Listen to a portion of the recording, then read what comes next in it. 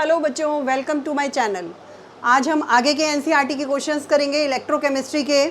ठीक है, कल हमने कुछ किए थे, बाकी के आज करेंगे। कुछ बीच में मैंने 2-3 क्वेश्चन आपको वीडियोस के बीच में भी करा दिए थे, कुछ थ्योरेटिकल क्वेश्चन है। क्वेश्चन नंबर 11 से आज हम करेंगे इस वीडियो में। क्वेश्चन नंबर 11 है कंडक्टिविटी ऑफ 0.00241 m। ये क्या दिया हुआ है बच्चों? ये कंसंट्रेशन दे रखी है। एसिटिक एसिड इज कंडक्टिविटी यानी कि कप्पा की वैल्यू हमें दे रखी है 7 पॉइंट, क्या दिया हुआ है हमें? कप्पा दिया हुआ है। Kappa is equal to 7.896 into 10⁻⁻5। ठीक है, साइमन सेंटीमीटर इनवर्स, ये यूनिट हो गई। ये दिया हुआ है हमें। Concentration is given 0.00241 m। ठीक है बच्चों, क्या पूछा है हमसे? Calculate its molar conductivity. एक तो हमसे पूछा है मोलर कंडक्टिविटी, ठीक है, लैम्डा m हमें निकालना है। ठीक, दूसरा इफ लैम्डा नॉट क्या होता है? Limiting molar conductivity. Limiting molar conductivity for acetic acid is 390.5 siemens centimetre square mole inverse. हमें lambda naught limiting molar conductivity दी हुई है एसिटिक एसिड की। Then what is its dissociation constant, यानी कि Ka और आपसे पूछा है। डिसोसिएशन कांस्टेंट हमें निकालना है। तो दो चीज़ें हमें निकालनी है इस क्वेश्चन में बच्चों। एक तो मोलर कंडक्टिविटी निकालेंगे हम, और फिर डिसोसिएशन कांस्टेंट निकालेंगे। हमें इसमें बीच में बेटा डिग्री ऑफ डिसोसिएशन यानी कि अल्फ़ा भी कैलकुलेट करना पड़ेगा, क्योंकि डिसोसिएशन कांस्टेंट निकालने के लिए हमें अल्फ़ा भी चाहिए। ठीक, चलिए लैम्डा m के लिए सबसे पहले फार्मूला लिखते हैं। लैम्डा m का फार्मूला क्या होता है? Kappa into 1000/c। ठीक है, ये फार्मूला है, ये आपको थ्योरी में मैंने बताया था। अब यहाँ पर वैल्यू पुट कर देते हैं। कप्पा की वैल्यू कितनी दी हुई है? 7.896 इंटू 10⁻⁻5 इंटू ये वाला 1000 आ गया। ठीक है, डिवाइडेड बाय c। c कितना दिया हुआ है हमें बच्चों? c दिया हुआ है 0.00241। ठीक है बच्चों, तो ये आप कैलकुलेट कर लेंगे तो ये आपके पास क्या आ जाएगा? लैम्डा m की वैल्यू आ जाएगी निकल के। ठीक है, सॉल्व आप खुद कर लीजिएगा इसे। चलिए आगे, अब हमें क्या पूछा है? हमें पूछा है Ka पूछा है। ठीक है, Ka निकालने के लिए देखो Ka का जो फॉर्मूला होता है बच्चों वो होता है C⁴/1 - ठीक है, ये फॉर्मूला होता है। अब C तो हमारे पास है, कंसंट्रेशन हमें गिवन है, अल्फ़ा नहीं है, तो अल्फ़ा भी हमें निकालना पड़ेगा। अल्फ़ा कैसे निकालेंगे? अल्फ़ा इज इक्वल टू होता है लैम्डा m/λm नॉट। ठीक है, ये वैल्यू हो गई आपकी अल्फ़ा की। अब लैम्डा m आप यहाँ से निकाल लोगे, ये जो आपने कैलकुलेट किया है ये वैल्यू आपकी लैम्डा m आ जाएगी। और लैम्डा m नॉट आपको ये गिवन है कितना? 390.5। ठीक है, तो यहाँ से बच्चों आप क्या निकाल लेंगे? अल्फ़ा निकालेंगे।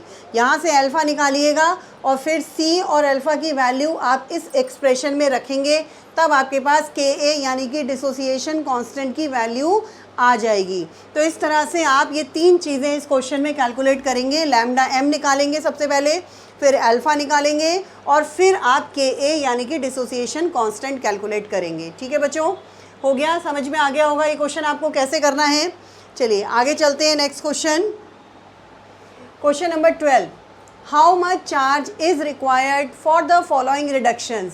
कितने चार्ज की ज़रूरत है? फर्स्ट पार्ट इसमें देखिए बच्चों, 1 मोल ऑफ, फर्स्ट पार्ट हम कर रहे हैं 1 mole of Al+3 to Al, यानी एल्यूमिनियम 3+ आयन को हमें एल्यूमिनियम बनाना है। तो रिडक्शन की इसकी पहले आप रिएक्शन लिखेंगे। ठीक है, सबसे पहले हम इसके रिडक्शन की रिएक्शन लिख रहे हैं। Al3+ लिखा, कितने मोल इलेक्ट्रॉन गेन करेगा? 3 मोल्स, क्योंकि इसके पास 3 पॉजिटिव चार्ज है तो 3 मोल इलेक्ट्रॉन ये गेन करेगा। ठीक है, क्या बनाएगा? एल्यूमिनियम। ये सबसे पहले तो रिडक्शन की रिएक्शन लिख लीजिए। ठीक है, अब आप ये देख रहे हो कि 1 मोल, ये कितना एल्यूमिनियम है? ये बच्चों 1 मोल ही एल्यूमिनियम बन रहा है ना, इसमें 1 मोल ही बना है, ये 1 मोल ही है हमारे पास। अब 1 मोल इलेक्ट्रॉन्स, बेटा आपको एक मैंने जहाँ पर आपको इलेक्ट्रोलिटिक सेल पढ़ाया था वहाँ बताया था कि चार्ज ऑन 1 मोल इलेक्ट्रॉन को हम 1 फैराडे कहते हैं। 1 मोल इलेक्ट्रॉन्स के चार्ज को कितना कहते हैं? 1 फैराडे। और वो वैल्यू कितनी होती है? 1 फैराडे होता है 96500 कूलम। ये क्या है? ये क्या है? Charge on, it is the charge on 1 mole electron, ठीक है। 1 फेराडे की वैल्यू क्या होती है, 1 मोल इलेक्ट्रॉन का चार्ज, ठीक। तो अगर 1 मोल इलेक्ट्रॉन पर 1 फेराडे चार्ज है तो यहाँ पर कितने मोल इलेक्ट्रॉन्स हैं, 3 मोल्स इलेक्ट्रॉन्स हैं। तो कितने फेराडे चार्ज होगा, 3 फेराडे। तो इस क्वेश्चन का आंसर बेटा, ये ओरल क्वेश्चन है, अभी लास्ट ईयर भी आया था एग्जाम में बोर्ड में, और बहुत आता है ये एग्जाम में क्वेश्चन, और आप ओरली इसको कर सकते हैं। 3 मोल, इसको ज़रूरी भी नहीं है कि आप फेराडे की वैल्यू रख के इसको सॉल्व करें, आप इसका आंसर इसी फॉर्म में दे सकते हैं। इसका आंसर आप लिख सकते हैं 3F, यानी कि 3 फेराडे, ठीक है। सेकंड में देखो, कॉपर का रिडक्शन हो रहा है, किसमें, कॉपर में। तो कॉपर के रिडक्शन की रिएक्शन लिख लो पहले, Cu + 2 इलेक्ट्रॉन्स गिव्स Cu, ये बन गया, ये 1 मोल Cu बन रहा है हमारे पास। इसके लिए कितने फेराडे यूज़ हो रहा है, 2 फेराडे। तो आंसर हो गया आपके पास 2 फेराडे, ठीक है। ऐसे ही थर्ड पार्ट में देखिए, थर्ड पार्ट है हमारा MnO4 माइनस से क्या बन रहा है, Mn2+। बच्चों इसमें क्योंकि ये पॉलीएटॉमिक आयन है, तो यहाँ पर मैग्नीज की सिंगल मोनोएटॉमिक आयन नहीं है, ये पॉलीएटॉमिक है। तो हम क्या करेंगे, मैग्नीज की ऑक्सीडेशन स्टेट यहाँ पर निकालेंगे कि कितना चार्ज है इसके ऊपर, मैग्नीज पर। कैसे निकालोगे, आपने ऑक्सीडेशन स्टेट सीखी है ना निकालनी, x + 4 - 2 = -1, ये चार्ज हो गया। तो कितना आ गया, x की वैल्यू कितनी आ गई, +7 आ गई, यानी कि ये +7 ऑक्सीडेशन स्टेट में है। अब +7 से किस ऑक्सीडेशन स्टेट में आ गया, ये +2 में। तो इसने कितने इलेक्ट्रॉन गेन किए बच्चों, इसने कितने इलेक्ट्रॉन गेन किए, इसने 5 इलेक्ट्रॉन गेन किए, ठीक है। 5 इलेक्ट्रॉन गेन करेगा तब ये M+2 बनाएगा, ठीक है, समझ में आया। तो कितने फेराडे चार्ज यूज़ किया इसने 5 फेराडे यूज़ किया। तो आंसर हो गया 5 फेराडे, ठीक है बच्चों। तो इस तरह से ये क्वेश्चन होगा, समझ में आ गया होगा। स्क्रीनशॉट ले लीजिए या नोट कर लीजिए अपनी कॉपी में, ठीक। चलिए आगे चलते हैं।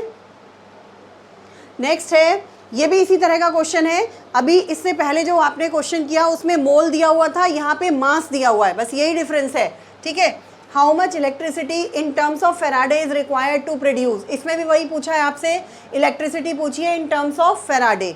तो सबसे पहले देखो क्या है, फर्स्ट पार्ट में 20 ग्राम calcium from molten calcium chloride, तो कैल्शियम की बात कर रहा है। तो आप कैल्शियम के रिडक्शन की पहले क्या करेंगे, पहले कैल्शियम के रिडक्शन की रिएक्शन लिख लेंगे। Ca2+ + 2 moles of electron gain करेगा, ये कैल्शियम बनाएगा, ठीक है। अब यहाँ पर, वहाँ मोल्स था तो हमने यहाँ 1 मोल लिखा था, अब यहाँ मास है तो हम यहाँ पर क्या लिखेंगे, यहाँ पर हम मास लिखेंगे, ठीक है। यहाँ पर मास लिख लिया, कितना, कैल्शियम का एटॉमिक मास कितना होता है, 40 ग्राम। तो 40 ग्राम कैल्शियम के लिए कितना फेराडे यूज़ हो रहा है, 2 फेराडे, ठीक है। यानी कि 40 ग्राम कैल्शियम बनाने के लिए हमें कितना फेराडे चार्ज चाहिए, 2 फेराडे। तो कितना पूछ रहा है, 20 ग्राम। तो 20 ग्राम फेराडे के 20 ग्राम कैल्शियम बनाने के लिए कितना फेराडे चाहिए बच्चों, 2/40 × 20, ओरली भी आप बता सकते हो 1 फेराडे, ये आ गया 1 फेराडे, ठीक है, समझ में आ गया। 40 ग्राम के लिए 2 फेराडे चाहिए, तो 20 ग्राम के लिए 1 फेराडे, आधा हो जाएगा, ठीक। चलिए आगे सेकंड पार्ट वो कह रहा है, सेकंड पार्ट में 40 gram aluminium from molten Al2O3, aluminium की बात कर रहा है। तो एल्यूमिनियम के रिडक्शन की रिएक्शन लिख लेते हैं सबसे पहले। एल्यूमिनियम 3+ + 3 इलेक्ट्रॉन्स गिव्स Al, ठीक है। अब एल्यूमिनियम का एटॉमिक मास लिखेंगे, कितना होता है, 27 ग्राम, ठीक है। 27 ग्राम एल्यूमिनियम कितने फेराडे चार्ज से बन रहा है, 3 फेराडे से। अब हम लिख लेते हैं 27 ग्राम एल्यूमिनियम है हमारे पास, कितना फेराडे चाहिए, 3 फेराडे। कितना पूछ रहा है वो, 40 ग्राम के लिए पूछ रहा है।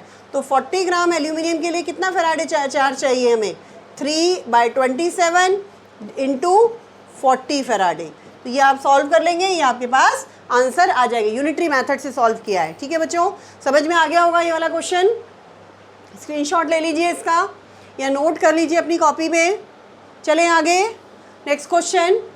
चलिए नेक्स्ट क्वेश्चन है, how much electricity is required in coulomb, coulomb में चार्ज पूछ रहा है फॉर द ऑक्सीडेशन ऑफ, ये भी ऐसा ही क्वेश्चन है, थोड़ा ये रिएक्शन बेस्ड है, इसे भी करेंगे हम। फर्स्ट देखिए, 1 mole of H2O to O2, 1 mole of H2O लिया, अगर इससे हम O2 बनाते हैं तो क्या बनेगा बच्चों, H2 + ½ O2, यही बनेगा, इसी तरह से ब्रेक होगा। अब ऑक्सीजन की अगर रिएक्शन लिखते हैं हम, तो ऑक्सीजन की जो रिएक्शन बनेगी, ½ O2 =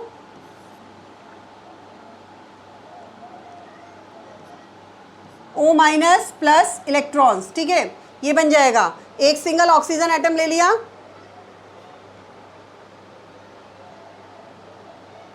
टू माइनस आएगा, 2 इलेक्ट्रॉन्स आएगा, ठीक है, O2 माइनस 2 इलेक्ट्रॉन्स। ठीक बच्चों, तो कितना फैराडे चार्ज यूज हो रहा है, कितना फैराडे, 2 इलेक्ट्रॉन्स हैं तो कितना फैराडे यूज हो गया, 2 फैराडे यूज हो गया, ठीक है, यहाँ पर लिख दीजिए 2 फैराडे।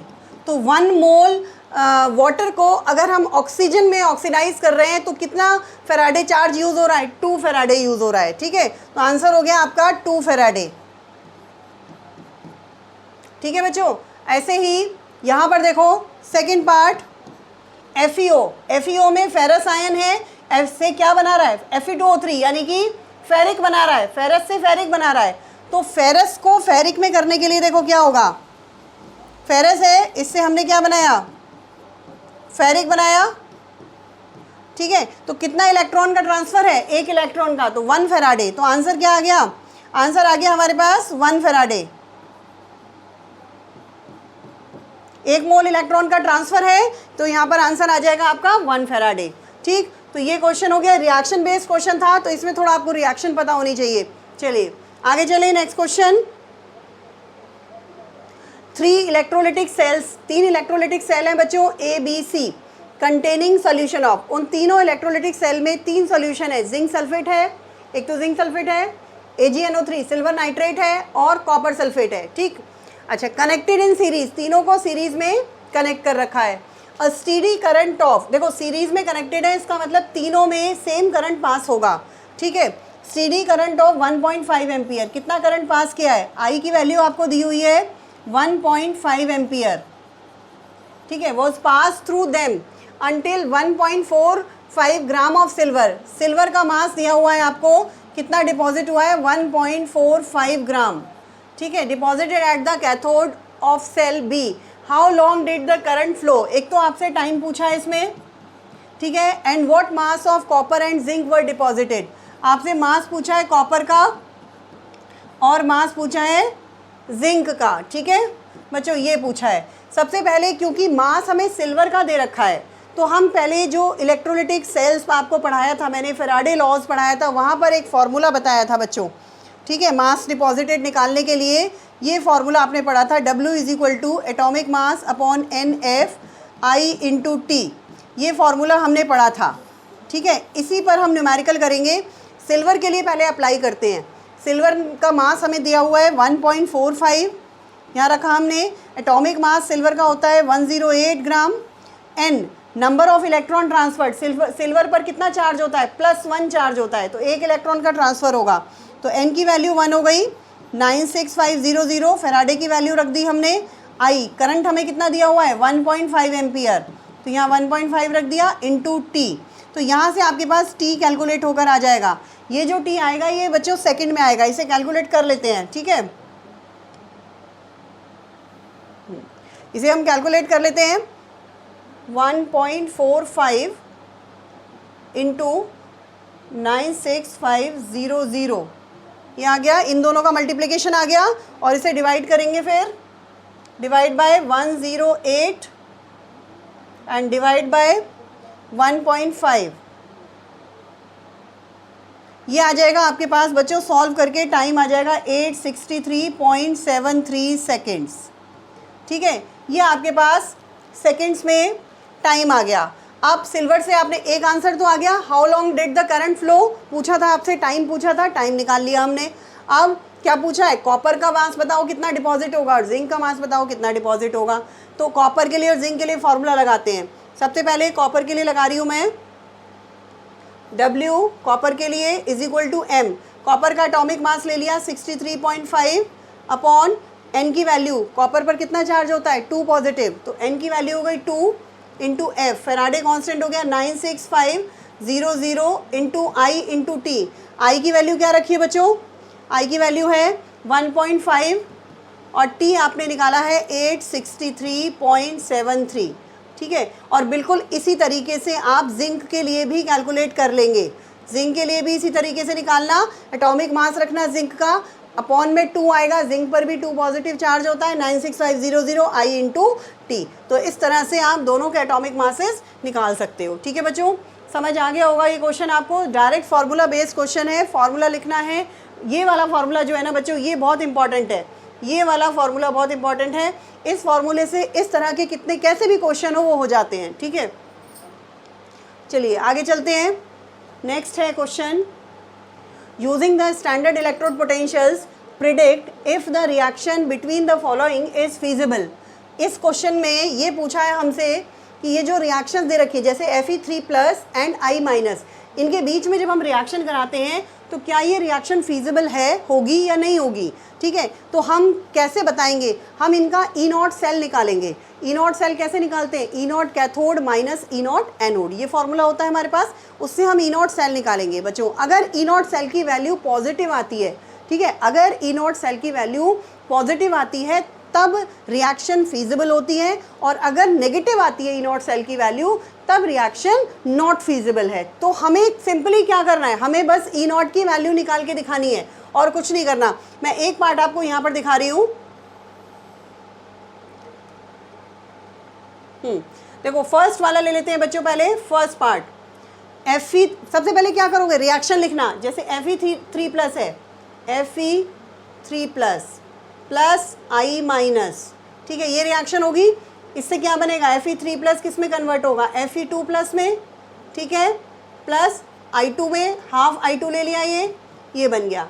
ठीक है बच्चों, अब इसमें देखो किसका ऑक्सीडेशन हो रहा है, किसका रिडक्शन हो रहा है, Fe3+, इसका रिडक्शन हो रहा है। जिसका रिडक्शन हो रहा है वो कैथोड है, जिसका ऑक्सीडेशन हो रहा है वो एनोड है। ये आप बहुत बार पढ़ चुके हैं। ठीक है, अब हम यहाँ से E0 सेल निकालते हैं। E0 सेल हमें पता है कितना क्या होता है, कैथोड माइनस एनोड। ठीक है, यही होता है।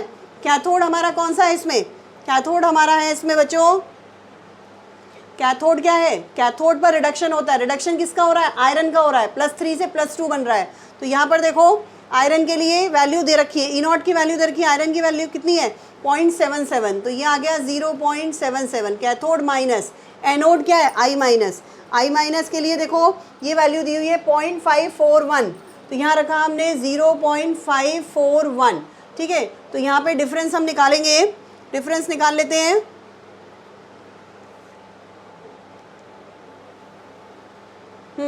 क्या है हमारा 0.77 माइनस 0.541, ये आ गया आपके पास 0.229 वोल्ट। ठीक है बच्चों, अब क्योंकि ये पॉजिटिव है, वैल्यू क्या है पॉजिटिव है, तो रिएक्शन इज, यहाँ लिख देंगे हम, रिएक्शन इज फीजिबल। कैसे पता चला फीजिबल है या नहीं है, फीजिबल है क्योंकि E0 की वैल्यू पॉजिटिव है। ठीक है बच्चों, अब सेकंड पार्ट करते हैं। सेकंड पार्ट में रिएक्शन कौन सी दी हुई है, Ag+ एंड कॉपर। रिएक्शन लिख ली पहले हमने, Ag+ प्लस Cu, तो ये आ जाएगा Cu2+ प्लस Ag। ठीक है, यहाँ पर 2 लगा लेंगे इसको बैलेंस करने के लिए, राइट। अब कैथोड एनोड तो हमें दिख रहा है, एनोड हमारा कॉपर है, सिल्वर हमारा कैथोड है, तो हम E0 सेल निकाल लेंगे। E0 सेल आ जाएगा हमारे पास। कैथोड हमारा कौन सा है बच्चों, कैथोड है हमारा कैथोड सिल्वर है, तो सिल्वर के लिए वैल्यू है 0.80, ये देखो ये लिखी हुई है 0.80 माइनस कॉपर के लिए क्या है वैल्यू, कॉपर के लिए वैल्यू है 0.34 वोल्ट। ठीक है, तो ये भी आंसर आ जाएगा, पॉजिटिव आएगा, दिख रहा है हमें।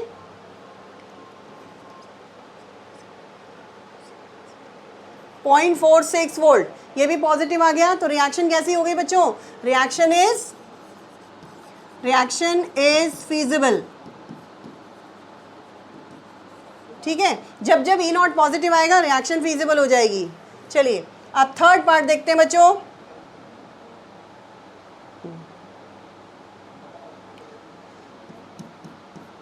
थर्ड देखिए रिएक्शन किसके बीच में है, थर्ड में रिएक्शन है Fe3+ एंड Br-, तो रिएक्शन लिख लेते हैं पहले, Fe3+ प्लस Br- गिव्स, क्या बनेगा, Fe3+ Fe2+ में कन्वर्ट हो जाएगा और Br- बना देगा हाफ Br2, ये बन गया। ठीक है, अब इसमें कैथोड कौन सा है, आयरन हमारा कैथोड है क्योंकि इसका रिडक्शन हो रहा है, और ब्रोमीन हमारा एनोड है, ऑक्सीडेशन हो रहा है इसका, ठीक। तो रिएक्शन पहले ई सेल निकालते हैं, E naught cell is equal to cathode minus anode. Cathode क्या है, कैथोड आयरन है, आयरन के लिए वैल्यू रखी हमने 0.77, 0.77। एनोड हमारा है ब्रोमीन, तो ब्रोमीन के लिए वैल्यू रखी 1.09, 1.09। तो देख रहे हो आप बेटा डिफरेंस लेंगे, ऐसे ही देख के पता चल रहा है कि नेगेटिव आएगी वैल्यू। अब नेगेटिव आएगी तो दैट मीन्स कि रिएक्शन इज नॉट फिजिबल। ये हो गया 1.09 माइनस 0.77, ये आ गई आपके पास माइनस में 0.32 वोल्ट, ये वैल्यू आ गई माइनस में, ठीक है, ये माइनस में आएगी। तो रिएक्शन इज नॉट फिजिबल, ठीक है बच्चों। यहाँ पर रिएक्शन कैसी होगी, नॉट फिजिबल होगी, क्योंकि ई नॉट की जो वैल्यू आई है वो माइनस में आई है। ऐसे ही फोर्थ वाला देखिए, Br2 और Fe2+ में रिएक्शन है। Br2 में पहले रिएक्शन लिख लिया हमने, Br2 प्लस Fe2+, ये रिएक्शन है ना, देखो ध्यान से देखो क्या दिया हुआ है, Br2 और Fe2+ में रिएक्शन है, ठीक है। तो इसकी पहले रिएक्शन बना रहे हैं हम, Fe2+ से Fe3+ बन जाएगा, ठीक है, और ये बन जाएगा Br-, राइट। अब इसमें देखो ई नॉट सेल निकालेंगे हम,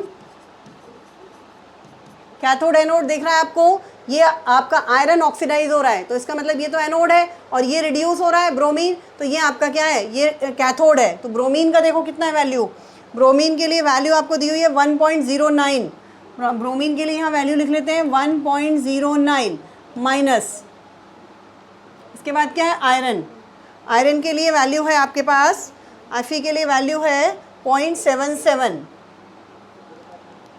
0.77, ये आपको दिख रहा है बच्चों, पॉजिटिव आएगी वैल्यू, ठीक है, प्लस आएगी वैल्यू 1.00, 1.09 माइनस 0.77, ठीक है।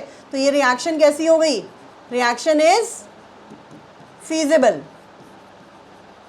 तो इस तरह से बच्चों आप पता लगा सकते हो, ई नॉट की वैल्यू देखकर, कैथोड माइनस एनोड करके ई नॉट सेल निकाल के, अगर ई नॉट की वैल्यू पॉजिटिव आती है तो रिएक्शन फीजिबल होगी, और अगर नेगेटिव आती है तो रिएक्शन नॉट फीजिबल होगी, ठीक है बच्चों। समझ में आ गया होगा ये क्वेश्चन, एक बार नोट कर लीजिए, ये स्क्रीन पर लिखा हुआ है, इसको नोट कर लीजिए।